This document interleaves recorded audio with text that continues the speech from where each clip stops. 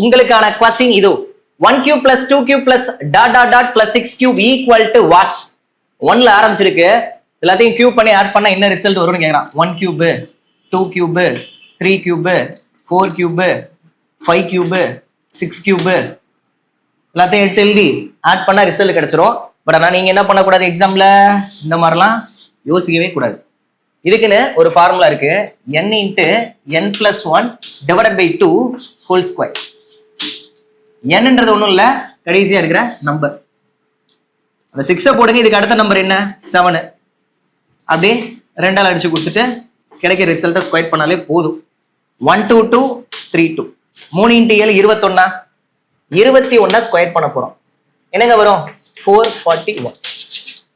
புரிஞ்சா? அவ்வளவுதான். 6ஓட நுப்பாட்டி இருக்கிறாங்க. 10 வரைக்கும் கேட்கலாம், இல்ல அதுக்கு மேல எந்த நம்பர் வேணா கொடுக்கலாம். 1ல ஸ்டார்ட் ஆகுது, கியூப் நம்பரா இருக்கு. இந்த மாதிரி கன எண்களின் கூடுதல் கியூப் நம்பர் எல்லாத்தையும் ஆட் பண்ண என்ன ரிசல்ட் வரும்னு கேட்டா நீங்க என்ன பண்ணிக்கலாம், இந்த ஃபார்முலாவை யூஸ் பண்ணிக்கலாம். n into n plus 1 divided by 2 whole square. சரியா? ஃபார்முலா மறந்து போச்சுன்னா இப்படி ஞாபகம் வச்சுக்கோங்க, கடைசி நம்பர் அதுக்கு அடுத்த நம்பர் எழுதிட்டு அதை 2ஆல் அடிச்சு கொடுத்துட்டு என்ன ஆன்சர் வருதோ அதை ஸ்கொயர் பண்ணும். 21 ஸ்கொயர் பண்ண என்ன வரும் 441. ஸ்கொயர் வேல்யூலாம் படிச்சு வச்சுக்கோங்க. சரியா?